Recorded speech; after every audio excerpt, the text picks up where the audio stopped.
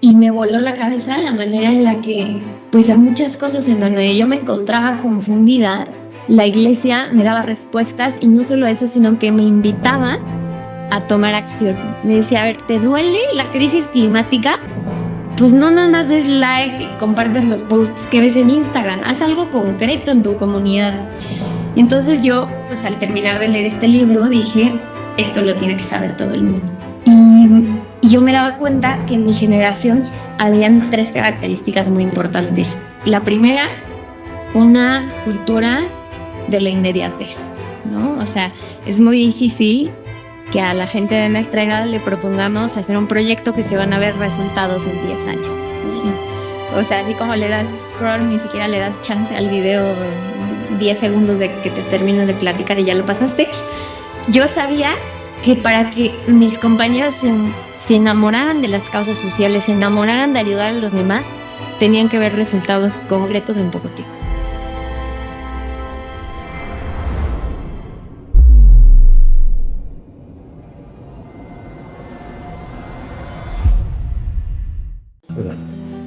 Hola a todos, pues bienvenidos a un capítulo más de The Whisper.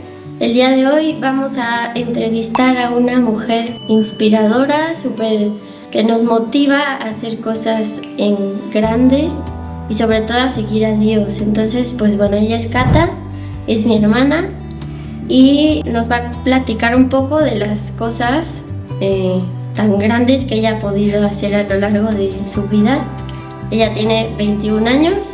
Trabaja en la Oficina Nacional del ESID, entonces pues bueno, bienvenida Cata. Muy contenta, gracias Heidi por invitarme. La verdad es que pues a mí me encanta poder platicar de estos temas porque sé pues la misión de The Whisper y sé que la vocación muchas veces la vemos como algo así grandísimo, ¿no? Que de repente te cae un rayo de luz y entiendes el sentido de tu vida. Decía, creo que era Leonardo da Vinci, una cosa así, que hay los 2 días más importantes de tu vida son cuando naces y cuando descubres por qué, ¿no? O para qué naciste. Entonces, pues bueno, tal vez yo en secundaria o en prepa tenía esa concepción, pues de que la vida era así, que de repente te caía un rayo y entendías para qué habías nacido. Sin embargo, pues la historia que hoy vengo a platicarles es una historia de cómo muchas veces tu vocación, lo que te apasiona, la causa que te mueve, la vas descubriendo poco a poquito y no de un día para otro. Sí, pues sí, o sea, yo siento que todo esto de que Dios nos va guiando en el camino es algo que no nos esperamos nunca, ¿no? Pero bueno, si no te presentáramos con tu currículum, ¿tú quién dirías que es Cata? Qué buena pregunta. Pues a ver, yo diría que yo me definiría como una buscadora, como alguien en constante búsqueda de la verdad, en constante búsqueda de crecer, en constante búsqueda de, pues sí, de encontrar respuestas, de saber quién soy. Eso, definiría mi vida como una búsqueda y bueno, más allá de eso, pues obviamente como hermana, hija, amiga. Pero creo que lo más importante es eso, bueno, como hija amada de Dios y como eterna buscadora de la verdad. Claro.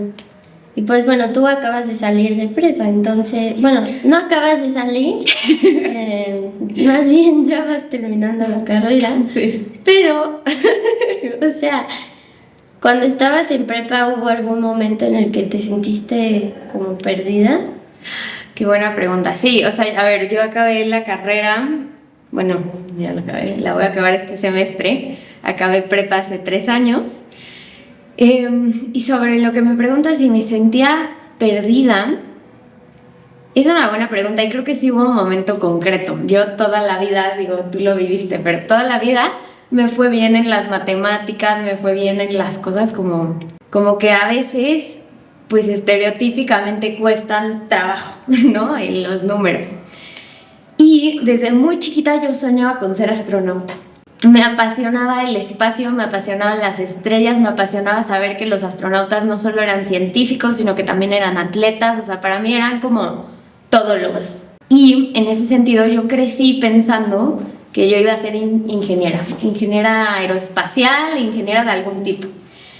Y pues cuando entré a prepa, me inscribí en el área de ingeniería, cuando ya te dividen por áreas, y estuve un mes en esa área. Me acuerdo perfecto de una clase que creo que era como de circuitos eléctricos.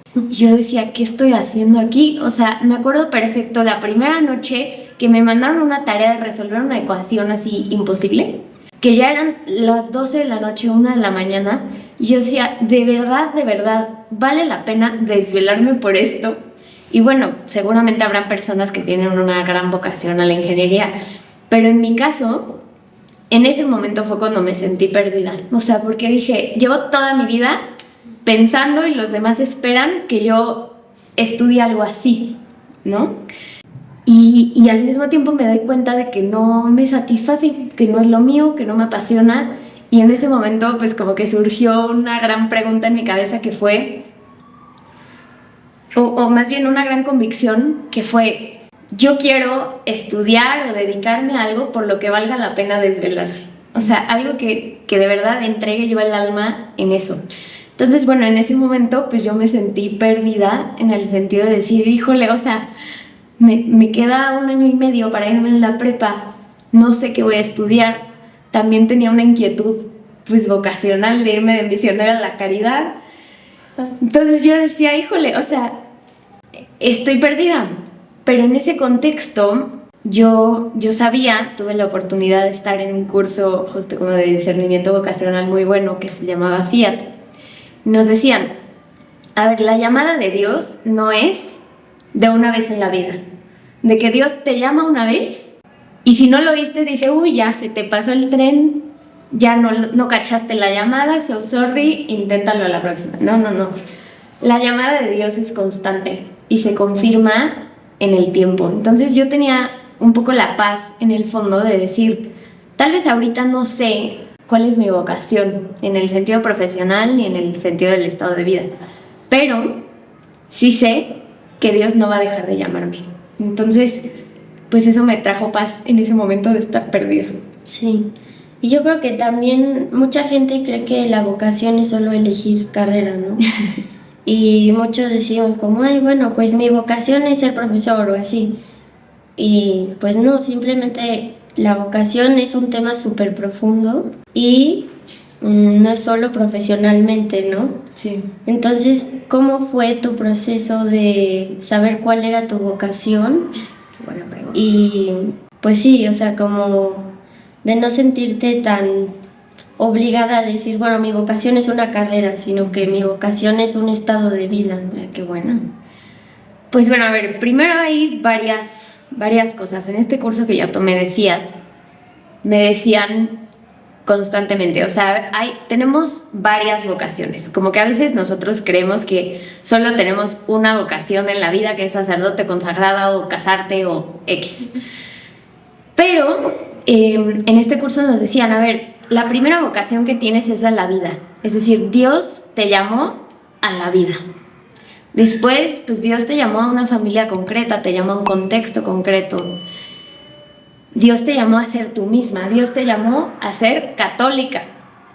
Y ya después viene, pues Dios te llama a un estado de vida, como bien dices, que es la vida consagrada, la vida religiosa, en el caso de los hombres, el orden sacerdotal o el matrimonio, ¿no? Y dentro de esa vocación de estado de vida, Dios también te puede llamar a un carisma, ¿no? O sea, te puede llamar al Regnum Christi, te puede llamar al Opus Dei, te puede llamar a tantos movimientos dentro de la iglesia. Y dentro de eso también te puede llamar a una misión personal, ¿no?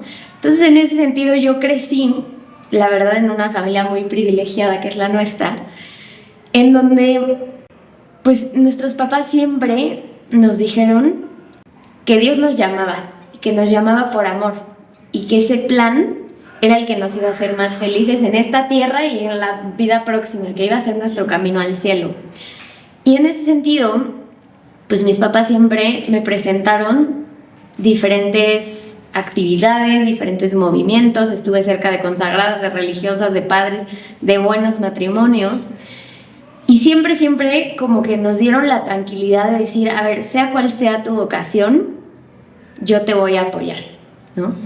Entonces, bueno, creo que ese fue un cimiento importante en donde pues crecí con la libertad y con la conciencia de saber que el llamado que yo tuviera en la vida era mi camino más directo al cielo, ¿no? Más adelante, justo en el colegio, tuve la oportunidad de ir a hacer voluntariado con las misioneras de la caridad. Y bueno, desde chiquita aquí en el colegio, me acuerdo que nos pusieron una película de caricatura de la Madre Teresa. Y a mí, pues me voló la cabeza ver cómo esta mujer había encontrado a Dios no solo en el convento, no solo en la vida contemplativa, sino sobre todo en los más pobres de los pobres. O sea, cómo es que esta mujer había logrado contactar con la mirada de Jesús a través del leproso al que estaba atendiendo. Y eso me movió mucho. Y cuando tuve la oportunidad de ir a casa de las misioneras de la caridad en Puebla, conocerlas, convivir con ellas, descubrir su entrega, su amor desinteresado, pues yo, de verdad, cuando fui a su casa parecía que estaba en Disneylandia. O sea, yo así se me caía la baba, tenía una cara de asombro, que no sé qué cara me vieron ellas, que luego bajó corriendo una misionera de la caridad y me dio puros folletitos de orientación vocacional. Y bueno, o sea, como que en ese momento fue cuando dije, ¿y si Dios me está llamando a ser misionera de la caridad? O sea, yo sentía en lo profundo de mi corazón un deseo de servir, de amar, de acompañar a los demás, de transformar la sociedad. Más adelante, pues bueno, en dirección espiritual, hubo un momento muy importante en donde, pues con la consagrada, que es mi directora espiritual, Amelia, estábamos pues, platicando, y en un momento pues yo le estaba platicando de todo esto, las misioneras de la caridad y así, y me decía, bueno, ¿qué admiras de ellas? ¿No? Y le digo, bueno, pues su actitud de servicio, su disponibilidad de entregarse por completo. Y después me dice, oye, no me has hablado del matrimonio, o sea, ¿qué piensas del matrimonio? ¿Le tienes miedo al matrimonio? Y en ese momento me entró un clic donde dije, claro, o sea, a ver, yo no me había dado cuenta que en el fondo de mi corazón me daba mucho miedo la vulnerabilidad del matrimonio. O sea, decir, pues es compartir tu vida con otra persona, es compartir quién eres, es compartir lo que sientes. Y ese fue un gran descubrimiento para mí, porque a ver, el matrimonio de mis papás es maravilloso, como todos humanos se pelean de vez en cuando, sí. Pero más bien, pues a mí me costaba, pues yo veía a mis compañeros de la prepa o de secundaria como de repente mi amiga le confiaba su corazón entero a un niño y el niño se lo hacía pedacitos y se iba a besar a una niña en la fiesta enfrente de ella, ¿no? Entonces a mí me daba mucho miedo que me pasara algo así. El punto es que en este discernimiento vocacional me di cuenta de que esta inquietud que yo sentía por las misioneras de la caridad no era tanto que Dios me llamara a ese estado de vida, sino que me estaba llamando a una misión personal. Entonces, bueno, después de un proceso de discernimiento, llegué a la conclusión de que Dios me llamaba pues al matrimonio. Pero esta inquietud pues no fue en vano, no fue como de que ay, Dios la desaprovechó, sino que empezamos a rascarle más ahí, y me daba cuenta de que me estaba llenando tanto del amor de Dios que tenía que desbordarse. O sea, no podía quedármelo yo sola, o sea, si no sentía que iba a explotar, necesitaba compartirlo de alguna manera. Y pues fue así como descubrí pues mi misión personal, de la que puedo platicarte un poquito más. Sí. Pues yo creo que, o sea, está cañón como podemos a veces pensar que la vocación es como el camino fácil para nosotros, pero pues realmente cada vocación tiene su punto difícil, ¿no? Yo creo que sí, siento que es muy importante que llevemos alguna dirección espiritual, pero pues también saber nosotros lo que queremos en la vida, ¿no? Entonces, pues está cañón cómo llegaste a saber cuál es tu vocación ahora y que pues bueno, te ves muy feliz, ¿no? Claro. Ahora pues ya tienes a tu novio. Y bueno, también regresando al punto de lo de los carismas y saber cómo, hacia qué dirección ir en esto de ser católicas, pues qué regalo de tener a nuestros papás que nos enseñaron y bueno, nos siguen enseñando todos los carismas que pueden. Que bueno, yo creo que hay muchas familias, incluso de mis amigos, que pues no reciben pues el mismo abanico de opciones, ¿no? Sí. Entonces, pues bueno, a mí sí se me hace muy importante el conocer un poco de todo. O sea, está bien que nosotros tengamos pues lo que queremos y hacia qué carisma queremos ir, pero también está bien ir conociendo, porque puede que no conoces a, pues no sé, a las Carmelitas Descalzas. Sí. Y pues su labor es increíble, ¿no? Entonces, hay muchas personas que están destinadas a hacer algo y que su misión puede que sea esa, pero que no la conozcan en algún momento. Claro. Entonces, pues bueno, a mí también me gustaría escuchar cómo fueron como que esas pistas claves en las que tú encontraste esa vocación del matrimonio. Uy, qué buena pregunta. Pues a ver, es que en mi caso, descubrir como mi vocación personal o mi misión personal fue de la mano con descubrir mi vocación al matrimonio. O sea,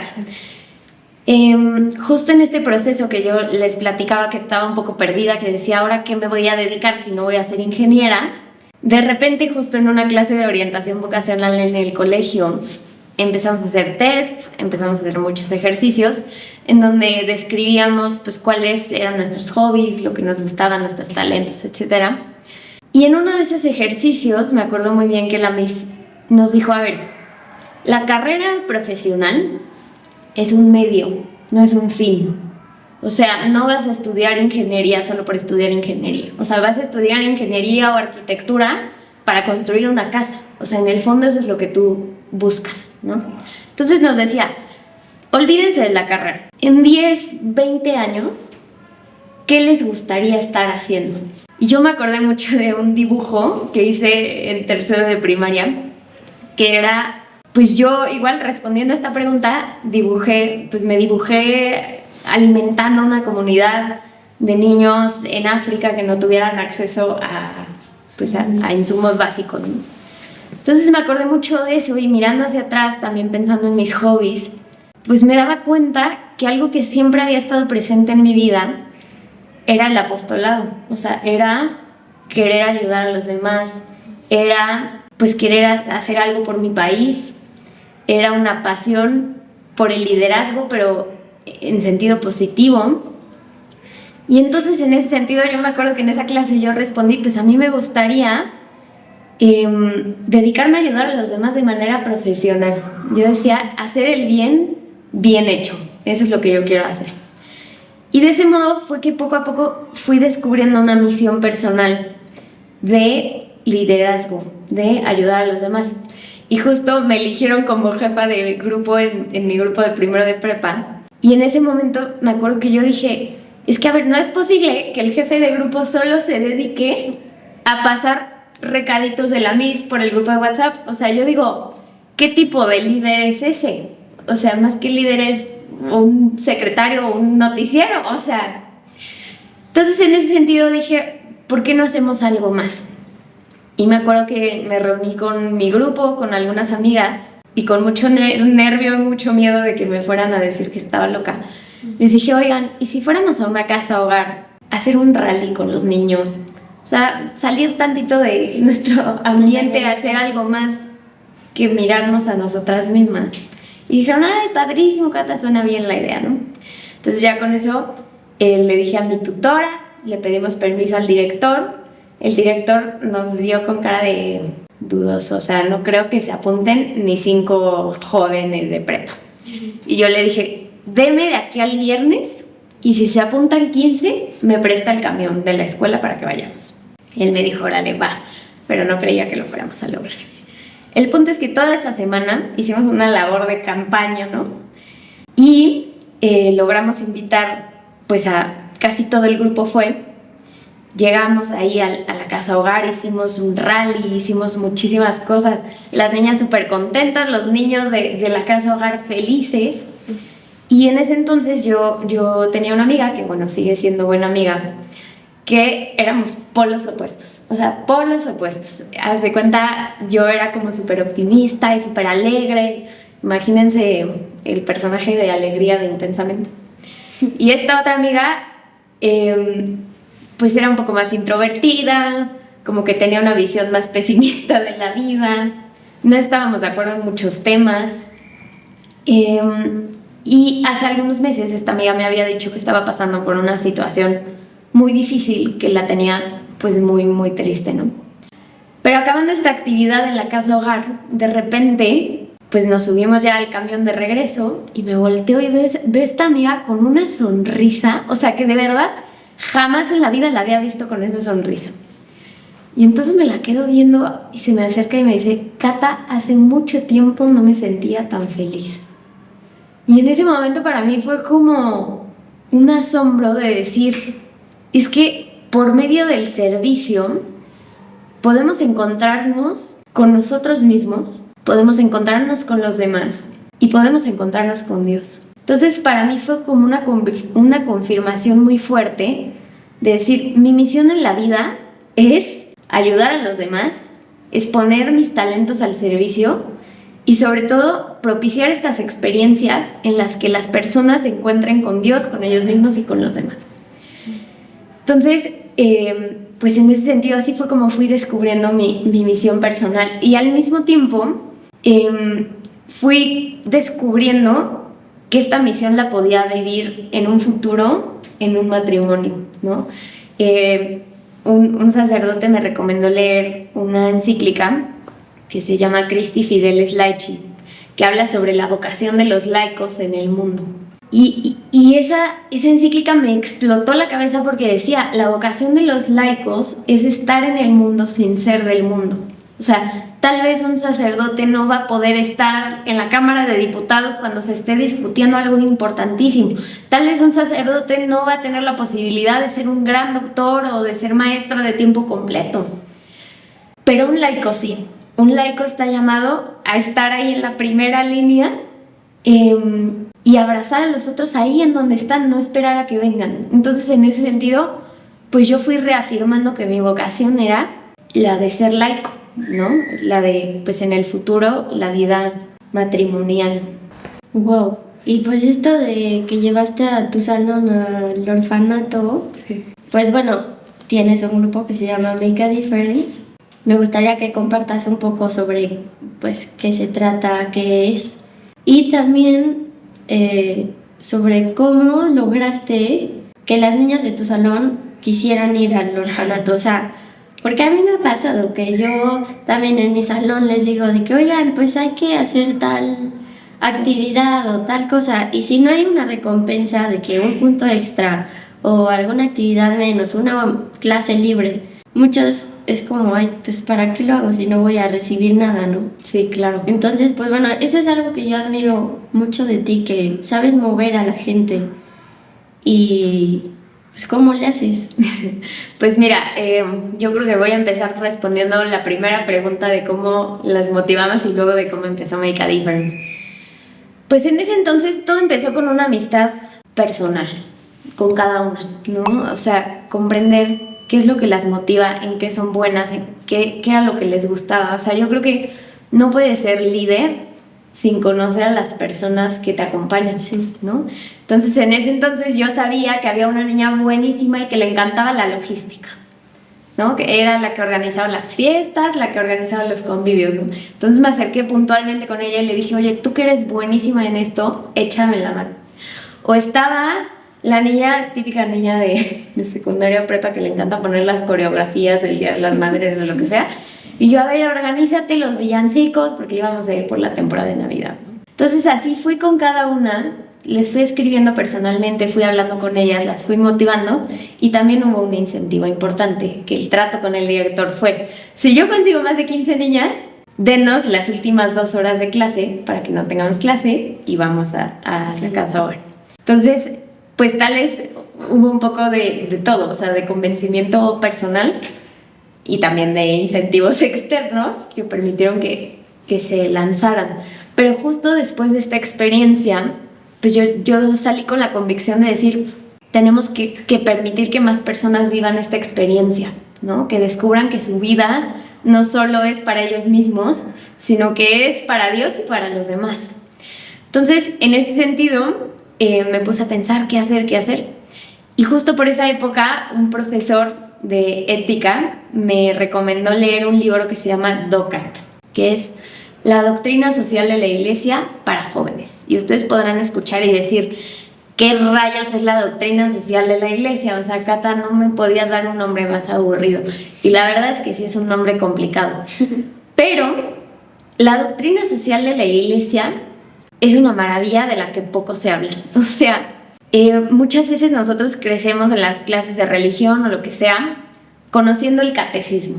Y para cuando ya vas en primero de prepa ya te aprendiste mínimo 5 de los 10 mandamientos. Y está muy bien, esa es la base de nuestra fe.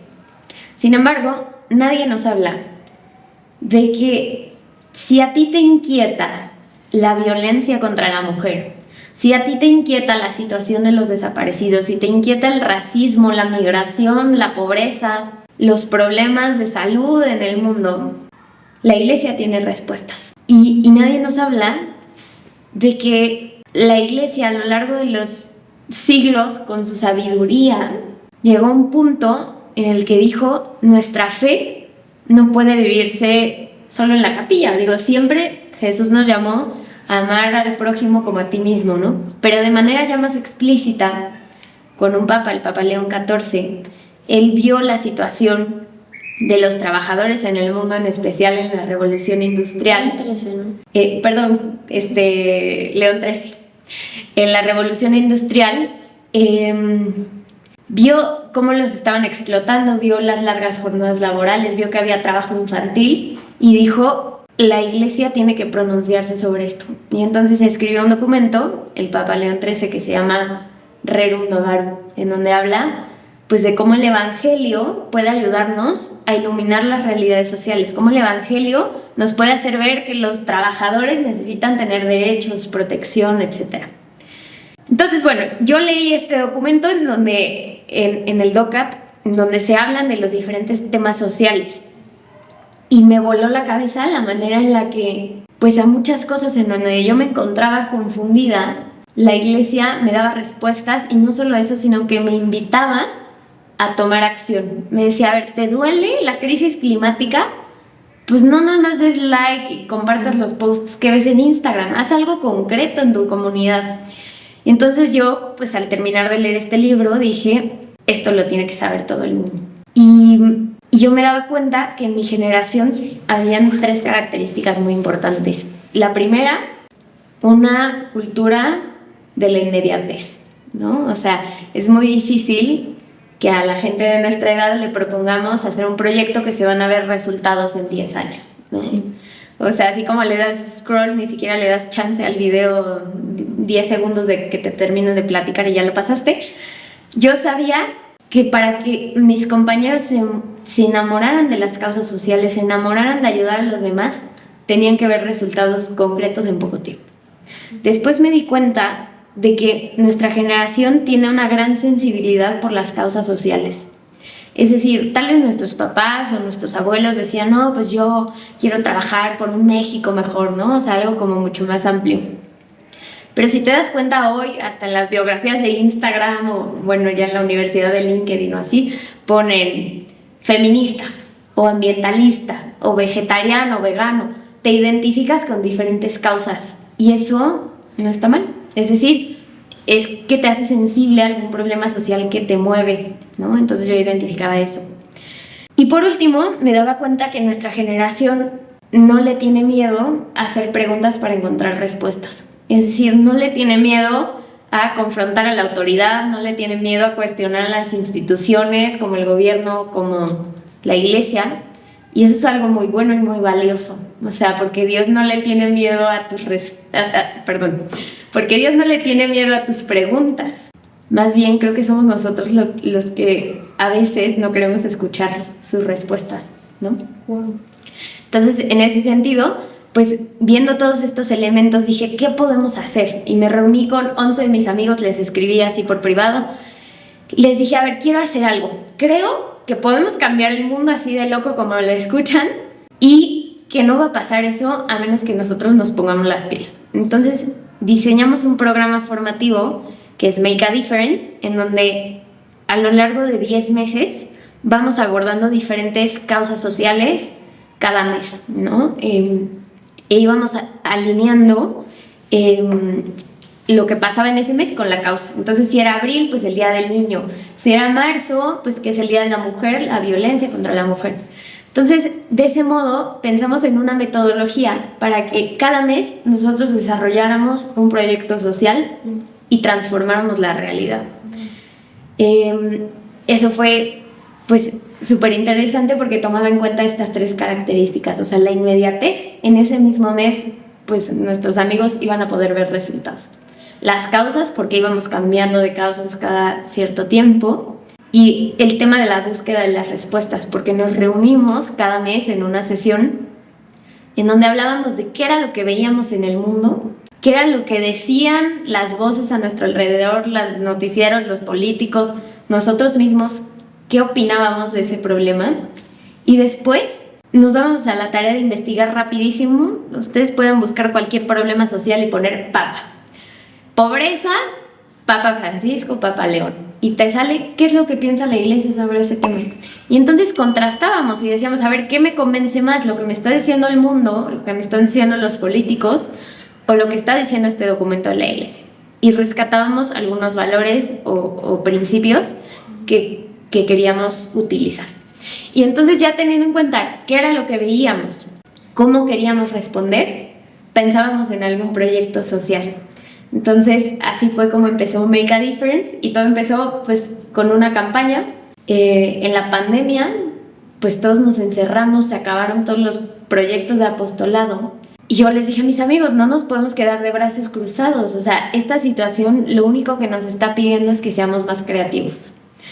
Entonces dijimos, ¿qué podemos hacer? Pues empezamos con una campaña de venta de sudaderas con mensajes positivos para apoyar a una comunidad en las afueras de Puebla que se habían quedado todos sin trabajo por la pandemia, ¿no? Entonces empezamos con un video que grabamos entre todos, y pues al reunir a 11 personas, ya si tú salías en el video, lo mínimo que podías hacer era compartirlo, ¿no? Entonces, de ese modo empezamos a compartirlo, y 65 voluntarios se unieron al grupo en el primer mes, ¿no? Pues porque muchos en la pandemia no teníamos nada que hacer, entonces también nos favoreció eso. No, está cañón. Y aparte, bueno, yo he notado en Make a Difference, pues, o sea, yo he intentado también seguirlo, aunque me ha costado un poco de trabajo, pero creo que la doctrina social de la iglesia sabe inspirar sin imponer, ¿no? Sino que, o sea, se ven las causas que tenemos cada quien y la sensibilidad que tenemos hacia los problemas del mundo de una manera como con los ojos de Dios, ¿no? De decir, a ver, está mal y está bien, pues también caer en la realidad de decir, pues esto está mal, o lo que está diciendo tal persona está mal, pero también hay que saber, pues, denunciar el mal y saber anunciar el bien, ¿no? Algo súper importante como católicos. Y pues bueno, ya como para cerrar un poco, pues bueno, ya hemos visto toda tu trayectoria de primero encontrar tu vocación, saber que estás llamada al matrimonio, luego que fundaste Make a Difference, y ha tenido mucho impacto en nuestra generación. Y pues bueno, has logrado más cosas como ir al Vaticano, también ya lograste que te inviten a la ONU. También pues cuenta un poco, o sea, muy corto, en qué vas a hacer ahí en la ONU. Bueno, en concreto platicarles, esto de Make a Difference fue creciendo cada mes, fuimos haciendo diferentes proyectos, pero eran proyectos con un sentido profundo, ¿no? O sea, proyectos en donde sabíamos que estábamos contribuyendo a algo más grande, en donde nos sentíamos plenos y veíamos que hacíamos pues un poquito más felices a los demás.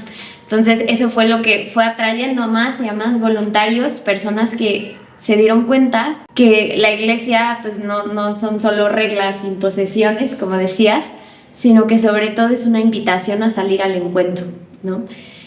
Entonces pues mucha gente fue entrando, y eso nos fue llevando a otras oportunidades. En su momento el gobierno municipal de Puebla nos buscó para proponer proyectos nosotros, para que ellos lo hicieran durante pues su administración.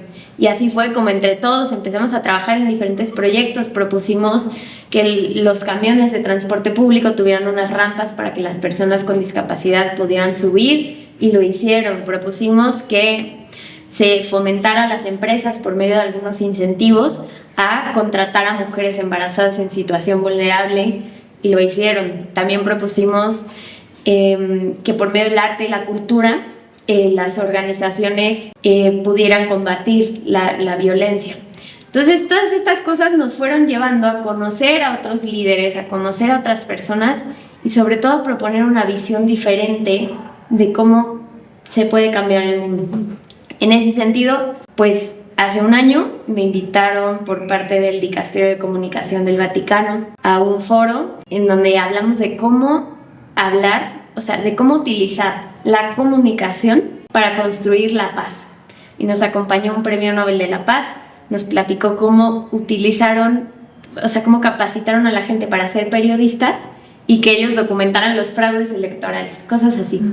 Y ahora, en cuanto a la ONU, pues la invitación que me hicieron fue acompañar a un grupo de adolescentes y participar como delegada en la Comisión de la Condición Jurídica de la Mujer, que es el evento desde hace 70 años que se hace en la ONU, donde se reúnen todos los delegados de todos los países para discutir cómo combatir la desigualdad, los problemas a los que se enfrentan las mujeres en el mundo, y qué políticas públicas impulsar desde cada uno de esos países. Entonces, lo que yo voy a hacer allá es pues dar esta perspectiva de la doctrina social de la Iglesia, proponer maneras concretas en que podemos ayudar a combatir la violencia contra la mujer, y también pues compartir una conferencia y un taller con personas de allá que van a generar proyectos sociales, y ahí mismo los van a presentar en Nueva York a una serie de inversionistas para hacerlos realidad. Entonces ese es un poco el sueño.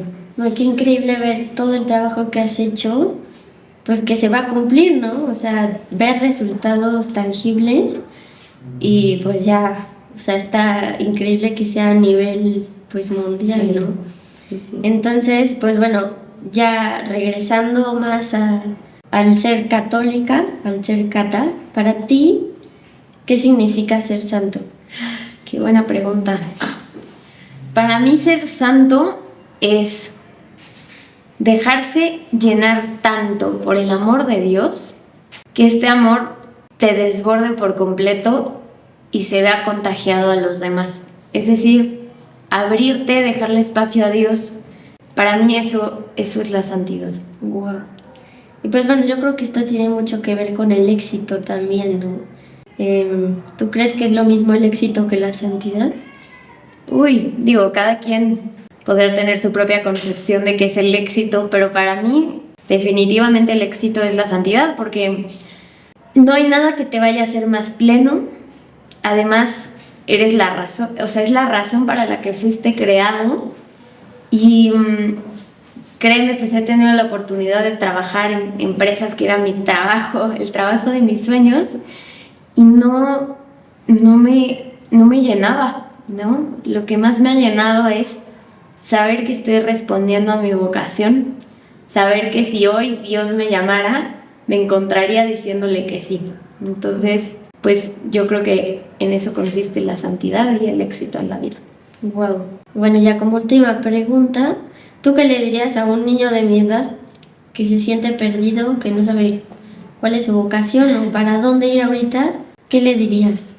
Pues a ver, yo lo primero que le diría es que experimente muchas cosas, ¿no? O sea, en el sentido de que conozca, como bien dices, diferentes personas, diferentes vocaciones, diferentes causas, y que tal vez participe en actividades con ellos, ¿no? O sea, al conocer a diferentes personas, entonces de repente en alguna de ellas vas a decir, ay, aquí me identifico, aquí me apasiona, aquí hay algo que me llama y que me mueve. Entonces ese un primer paso.